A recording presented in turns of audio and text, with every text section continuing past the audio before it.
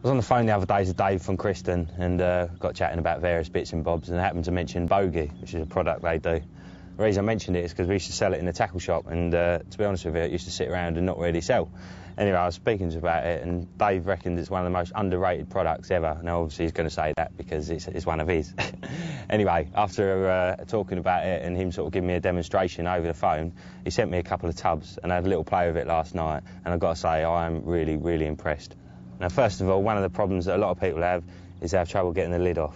The reason for this is, inside, you've got like a very, very sticky resin-like substance, and it's stored in the shops, sitting upright like that. So, obviously, because of gravity, the substance tends to stick to the lid.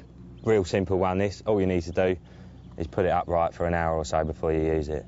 Now, this lid bit here, you've got to keep this on because this separates the lid from the sticky stuff, stops it getting stuck on it.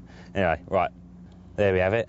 It's extremely sticky. It will stick to anything that's dry, but not if it's wet. So you've got to wet your finger first. Get your finger in there, and you're literally hooking a bit out.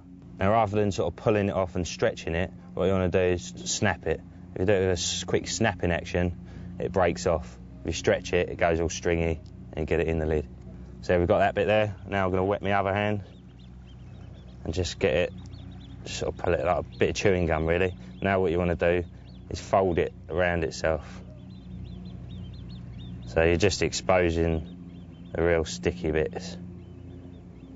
Well, it's all sticky, but obviously your fingers are making it less sticky.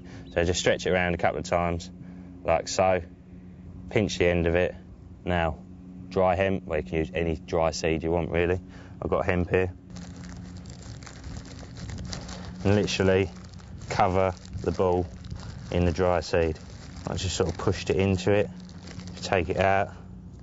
So yeah, just moulding it in really, making sure that all the sticky bits have got a bit of hemp on. And once you've got it covered, get rid of your loose hemp and just roll it into a ball. Now obviously you don't have to fish it as a ball. If you wanted to, you can make any shape you want with it really. But I mean, look at that. That is awesome. Wicked little ball of hemp. And what you find is if you fished it like that, as it is, you've got a pop-up. So you can fish that as a little pop-up. You can fish it balanced, a KD rig. But also, what you can then do is once you've made these up, you can actually soak that in flavour. And obviously the hemp will take on the flavour. And once it goes into the water, the hemp will start taking on the water and kicking out the flavour. Now, if you don't want it dry, and you want it wet, and you want it dark to look a bit more like the hemp you're fishing on the bottom, your freebies, all you have to do is soak it overnight. Here's one couple I done last night.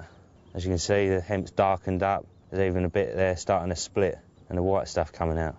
Now, I reckon if you leave them for 24 hours, they're all going to be split, and it's just going to, well, look awesome, really. It just looks so natural. Almost looks like a snail or something, but as I say, if you're fishing over hemp, what better hook bait could you possibly get than a little ball of hemp? You can make it a lot smaller if you wanted to, so you can make it a different shape. If you made them flatter, they'd sit on silt better.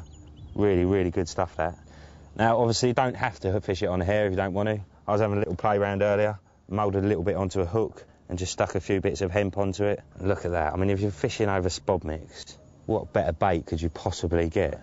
Now, if you're using it pre-soaked, obviously the hemp's taken on the water and it's gone a lot darker. That's sitting on the bottom. I'm sure you're going to get hardly any pickups from the birds whatsoever, if any at all.